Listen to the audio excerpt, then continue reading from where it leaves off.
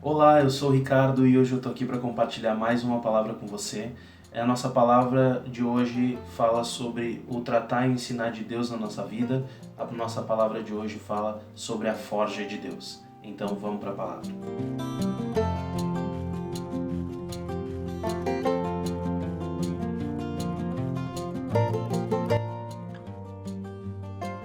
Bom, a palavra de hoje é uma palavra que, na verdade, Deus já compartilhou comigo faz algum tempo e eu já compartilhei ela em outros momentos, mas recentemente Deus voltou a me mostrar isso, porque essa palavra ela é aquele tipo de palavra que me lembra daquele texto de Lamentações 3:21 que diz: quero trazer à memória aquilo que me dá esperança.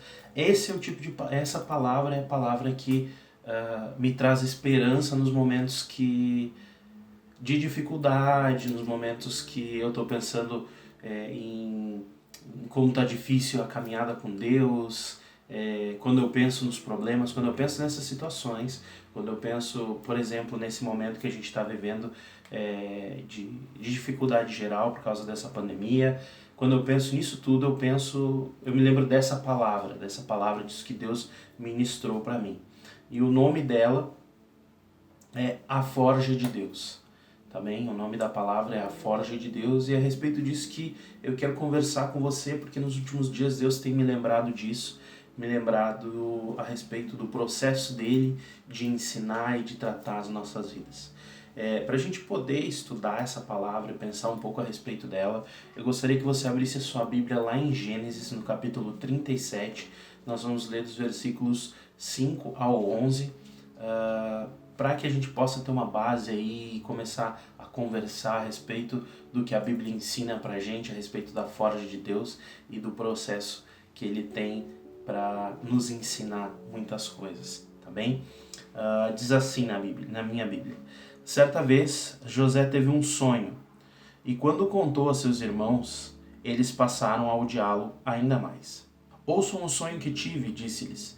Estávamos amarrando os feixes de trigo no campo, quando o meu feixe se levantou e ficou em pé, e os seus feixes se ajuntaram ao redor do meu e se curvaram diante dele.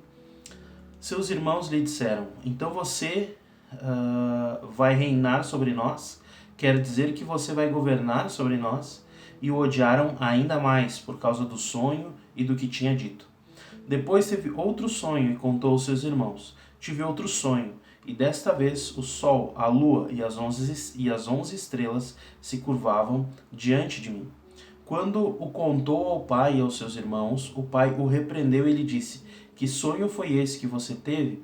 Será que eu, sua mãe e seus irmãos viremos a nos curvar até o chão diante de você? Assim seus irmãos tiveram ciúme dele. O pai, no entanto, refletia naquilo. Aqui então é um dos primeiros textos que vai falar para nós a respeito da vida de José.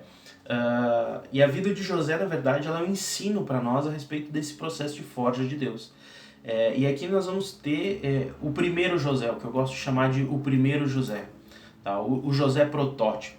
O José que tem algumas características que são a vontade de Deus e algumas coisas que ainda precisam ser tratadas. E o texto, se a gente ler esse texto que eu falei agora, a gente pode ver claramente que de alguma forma, primeiro, Deus estava dando uma visão para ele, e segundo, ele não estava usando bem essa visão, ele usou a visão para provocar os irmãos. O texto diz que os irmãos já tinham, de certa forma, um ódio a respeito dele, e né, ele conta então esse sonho e aí diz que os irmãos odiaram ele ainda mais. E mesmo assim ele vai e ele conta um segundo sonho que Deus deu para ele, para os irmãos. E aí talvez a gente pudesse culpar os irmãos, dizer assim: ah não, mas os irmãos estavam com inveja, os irmãos não podiam ter esse sentimento. E isso é verdade, mas um cristão maduro, ele sabe que aquilo que vai provocar o irmão dele, se o meu braço incomoda o meu irmão, então eu tiro fora ele. Então, tudo isso também a gente vê, em tudo isso a gente vê também a falta de maturidade dos irmãos, mas também a falta de maturidade dele. A gente consegue ver ele aí E se você estuda mais de forma mais ampla, você lê o capítulo que está antes, o capítulo que está depois, você vê o começo da vida de José, você vai ver que realmente ele tinha ainda algumas coisas a serem tratadas por Deus, naquilo que Deus queria fazer também através da vida dele, para quem Deus esperava que ele fosse. Quem era José? Quem foi esse primeiro José? Bom, ele já tinha o chamado. A gente vê que nesse sonho Deus já está dando o chamado para ele, está dizendo, olha, você vai ser, então, você vai governar sobre a sua família, você vai governar sobre o seu povo, que naquele momento era a família dele. O povo de Deus ainda era a família ali de Jacó. Então, Deus dá para ele então esse chamado e mostra, deixa claro o chamado. Deus também já tinha entregado o dom que ele tinha para ser ferramenta para ele naquilo que Deus tinha chamado ele. Porque ele interpreta o sonho, ele tem esse sonho que é uma inspiração divina, e não só ele tem esse sonho, como ele também tem a interpretação desse sonho, ele sabe interpretar esse sonho. Então ele já tem essa ferramenta, e essa é a ferramenta que Deus usa para que ele chegue aonde ele tem que chegar. E depois, mais tarde, ele interpreta os sonhos, e através da interpretação de sonhos e desse entendimento que ele tem do que Deus fala e ministra para ele, é que através dos sonhos e da interpretação dos sonhos, é que ele chega a ser governador do Egito. Ele chega a governar aí o Egito junto com o faraó, aí, debaixo do faraó, né? Sendo o segundo no Egito. Então, ele tinha o chamado e ele tinha o dom, mas ele não tinha o caráter ainda. Ele não podia ser um governador com o caráter que ele tinha, e a gente vai ver, se a gente ler realmente alguns textos que estão ali juntos desse texto que a gente estava lendo agora, a gente vai ver que ele era o filho menor, o mais cuidado, o que mais recebia presentinho do pai, ele ganha uma capa, os irmãos não têm. Ele era fiel e honrado. Se você olha ali, ele cuidava das coisas do pai dele, ele tinha, de certa forma, uma honra em relação a isso, de honrar o pai, e ele era fiel ao pai, ele era obediente ao pai, porque aquilo que o pai falava para ele, se você ler, você vai ver que ele era um cara obediente, mas ele era muito mimado. Os irmãos dele trabalhavam, ele não trabalhava, ele era mimado.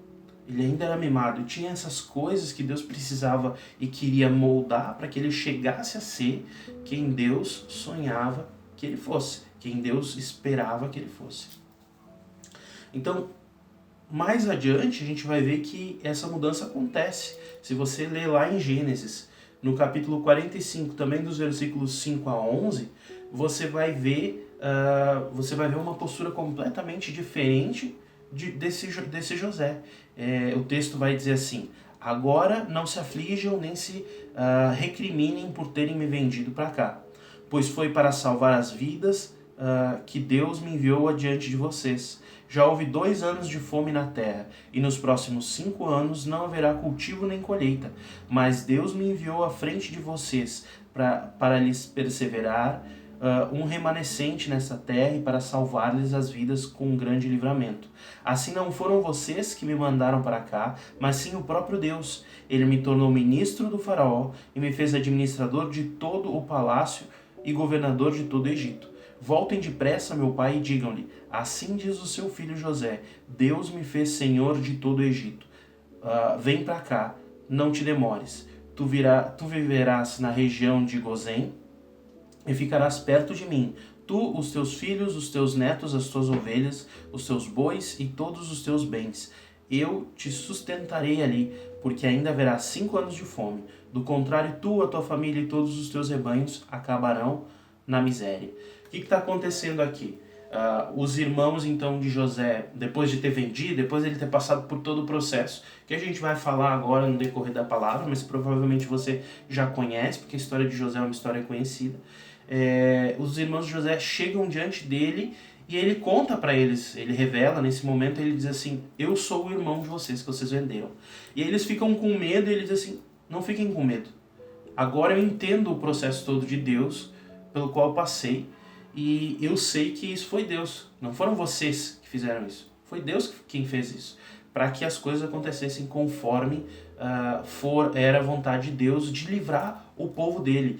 E aí ele fala, ele olha para aquela visão, para aquilo que Deus tinha falado para ele lá no começo, e em vez de olhar e dizer que ele vai reinar sobre os irmãos dele, ele diz assim, Deus usou essa situação para livrar o povo. Ou seja, em vez dele olhar a situação, aquilo que Deus prometeu para ele a favor dele mesmo, ele olha a obra de Deus a favor do povo. Então ele deixa de ser aquela pessoa arrogante que no começo era mimada, entendia, não tinha o caráter de Deus, e agora ele muda, ele inclusive parece outra pessoa. Parece que são dois Josés que nós estamos falando. Por quê? Porque agora permanece o chamado nesse homem. Permanece o dom, mas agora ele tem o caráter, porque ele foi forjado por Deus. Ele segue obediente, ele segue fiel e honrado, mas agora ele é responsável e agora ele é bondoso. Ele não é mais mimado, ele não é mais aquele filho menor que espera todas as coisas, não, ele é responsável. Ele não é mais mimado, ele é bondoso agora, ele cuida dos irmãos dele.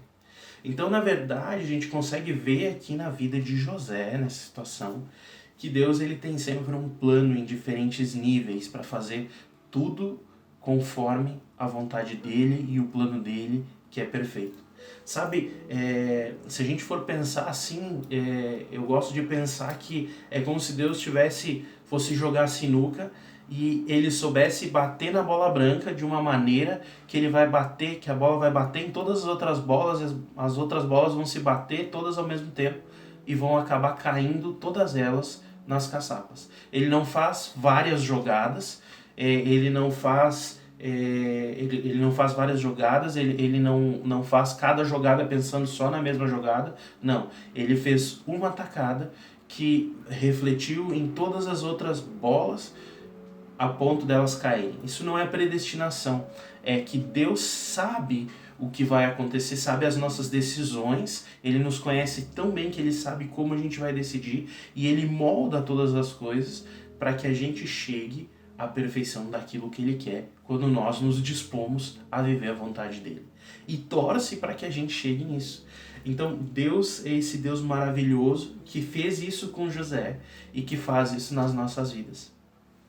Bom, então, com José Deus tinha um plano. Deus tinha um plano perfeito. E a gente vê que Deus tem planos quando a gente vê que a Bíblia fala a respeito disso. Lá em Jeremias 1,5 vai dizer assim: antes de formá-lo no ventre, eu o escolhi. Antes de você nascer, eu o separei e o designei profeta às nações. Está falando a respeito de Jeremias, obviamente, não está falando a respeito de José, mas esse não é o único momento onde Deus fala isso, que ele já pensava em nós desde o ventre da nossa mãe, desde o começo da nossa vida. Lá em Gálatas 1,15 ele também fala isso. Em Salmo 139, 15 e 16 ele também fala isso. Tem vários momentos da palavra onde Deus vai dizer que ele já tem um plano antes de tudo para nós. Ele já tem planejado algo perfeito, bom, para que aconteça conosco. Então, também na vida de José, Deus tinha esse plano. O primeiro José ele não podia viver a promessa de Deus, porque ele não tinha caráter para viver a promessa de Deus. Pense nesse menino mimado que estava usando um dom de Deus e aquilo que Deus tinha falado para ele para se vangloriar diante dos irmãos. Pensem nessa situação, só que ele sendo o vice-governante do Egito. Que estrago que isso podia fazer, não só para o reino de Deus, mas para a sociedade naquela época. Era necessário, então, que Deus fizesse isso. Então, que Deus transformasse José. Então, Deus forjou José para que ele chegasse até onde ele chegou. E qual foi o processo de forja? Ele foi traído pelos irmãos, foi vendido como escravo, trabalhou como escravo, foi fiel quando trabalhava como escravo, mesmo assim foi preso porque foi traído outra vez. Aí ele foi até uma situação super complicada dentro da cadeia, honrou a Deus ali dentro da cadeia, saiu, virou chefe, virou governante, ficou rico, e em todas essas coisas, até que a promessa de Deus se cumprisse. Tanto o lado ruim quanto o lado bom, era Deus forjando José para que ele chegasse àquilo que Deus queria. Porque Deus expôs José a coisas que transformassem os seus efeitos. Por exemplo, José era mimado. Ele não trabalhava, o pai dava tudo para ele. Passou um tempo sendo escravo, para aprender a trabalhar, para aprender que o mundo não trata a gente desse jeito, porque Deus tinha um plano de transformação através de José e para José, que precisava dessa transformação, e às vezes de uma forma dura, ou seja, ele era mimado, ele não entendia o trabalho que Deus tinha para ele fazer, precisou virar escravo. Ele era o filho menor, aquele que recebia tudo, aquele que tinha que os outros tinham que fazer para ele. Foi trabalhar um tempo na cadeia, virou funcionário na cadeia, onde ele era preso, para aprender que ele tinha que saber resolver as coisas, que ele tinha que saber dar direção a tudo aquilo que estava na frente dele e não esperar que os outros fizessem por ele. Deus expôs ele também a coisas que testaram as qualidades que ele já tinha. Sabe, ele era alguém obediente. Aí ele chega na casa de Potifar e Potifar diz assim: você pode qualquer coisa dentro da minha casa, menos a minha mulher. A minha mulher é a única coisa que você não pode. Todas as outras coisas estão à tua disposição. Ele vira também chefe ali na casa de Potifar. E a única coisa que ele não podia é o que quase que obrigatoriamente ele tem que tomar, que é a esposa. Que ela vem, ela insiste com ele, e ela insiste com ele. E Deus permite essa situação na vida de José, para que também ele fosse testado naquilo que ele já tinha de qualidade, para que aquilo fosse aprimorado, para que aquilo ficasse claro e sólido no caráter dele. E aí então ele foge, e por causa dessa qualidade ele acaba sendo punido, porque a mulher mente, e mesmo ele sendo fiel nisso, ele acaba sendo punido, porque é o tratar de Deus na vida dele. Deus permite isso tudo para que cada vez mais ele seja tratado, ensinado e chegue ao lugar onde Deus quer que ele chegue, onde Deus quer levar ele. E era um lugar perfeito, era um lugar bom, mas Deus precisava tratar o caráter dele, ensinar ele como ele tinha que ser para poder estar lá onde ele deveria estar. Ele era fiel e honrado, e aí o faraó vem e diz para ele: você vai ser o segundo no Egito. E ele pode todas as coisas no Egito. Em algum momento, ele chega até a esquecer a promessa. Ele ali em Gênesis 41, no 51, 51 do 50 ao 52, ele vai falar ali dos nomes dos filhos que ele dá para os dois filhos dele. O primeiro é: Deus me fez esquecer o que eu passei, e o segundo é: Deus me fez prosperar. Quer dizer, realmente ele está honrando a Deus nisso tudo, mas Deus me fez esquecer o que eu passei, Deus me fez esquecer o meu passado, e Deus me fez prosperar, mais ou menos no sentido de: eu estou vivendo bem agora, aquilo que era passado passou. Então ele meio que esquece. E de fato depois isso fica claro que ele meio que esqueceu quando ele cita isso lá em Gênesis 42, 9, que quando os irmãos dele chegam diante dele e ele vê os irmãos, diz que ele lembra, quando os irmãos se ajoelham diante dele, ele lembra daquilo que Deus tinha prometido. Se ele lembra, é porque ele tinha esquecido. Ele lembra daquela visão que ele teve lá no começo. Lá. E aí ele age em relação a isso. Mas então ele tinha até esquecido isso. Mas Deus testa essa fidelidade dele, a honra dele em relação ao chamado e à promessa de Deus.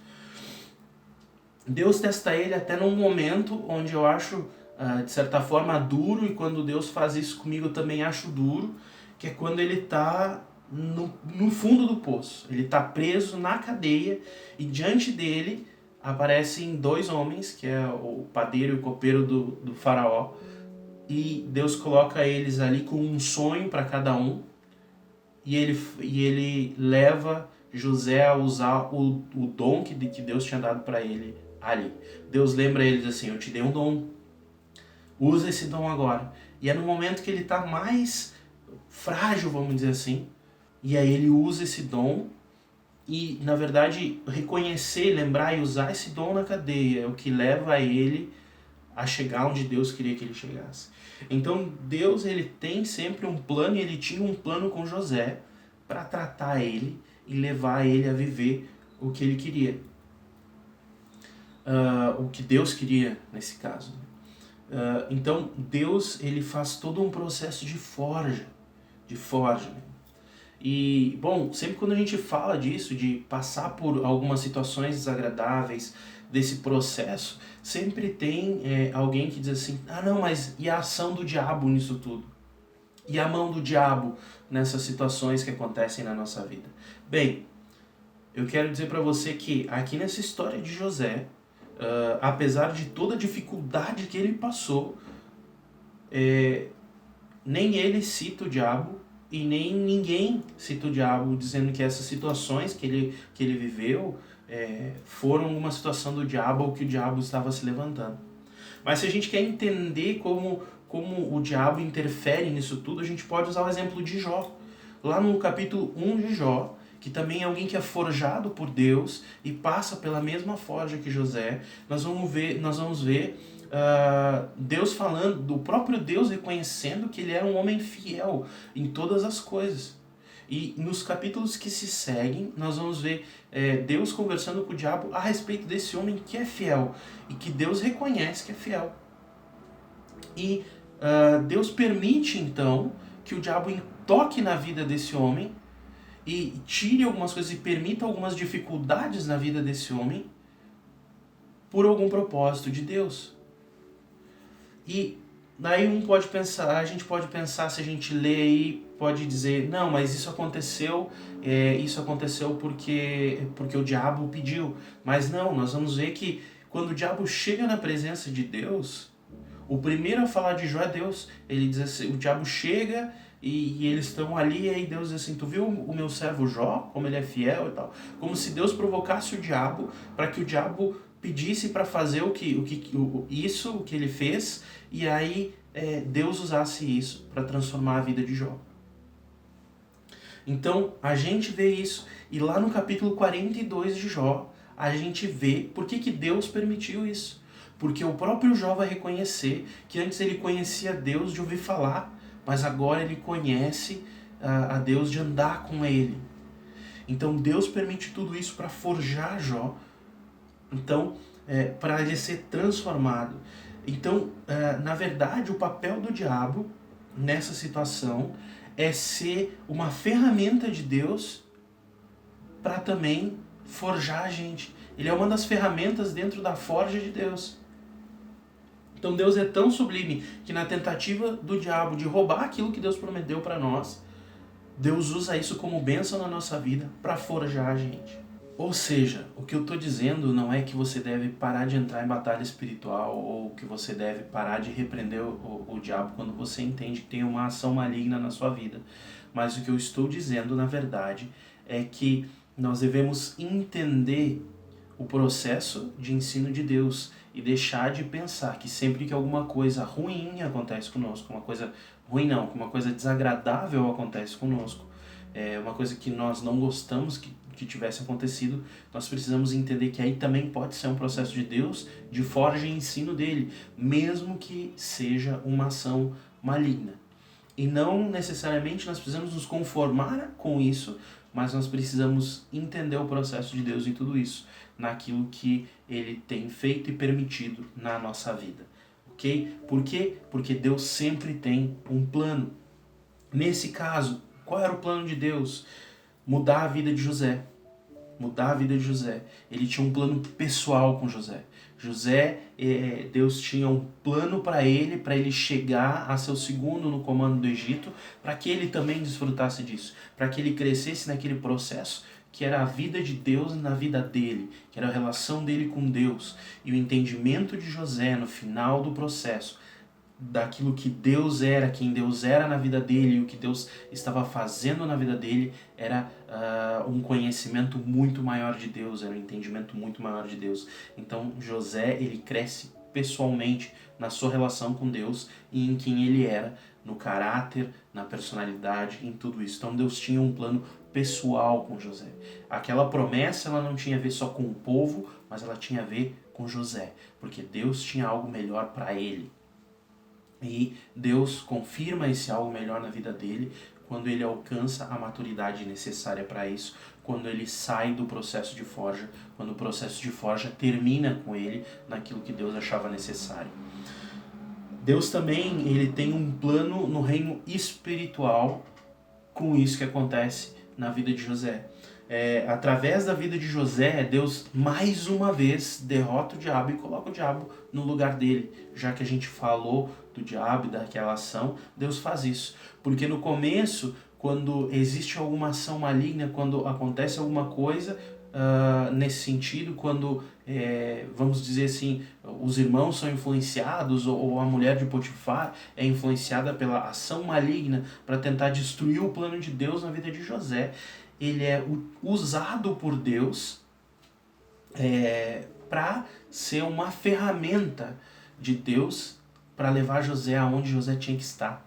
Então Deus outra vez mostra para o diabo, através da vida de José, qual é o lugar dele. No reino espiritual, mais uma vez, o inimigo é humilhado e colocado no seu lugar. Então Deus também usa a vida dele para isso. E Deus também tem um plano coletivo para todo o povo de Deus que acontece a partir da vida de José. Porque Deus leva José para o Egito para preparar o futuro do seu povo. Se José não tivesse ido para o Egito, virado segundo no comando do Egito, a sua família não teria ido para o Egito, não teria se multiplicado e virado o povo de Israel.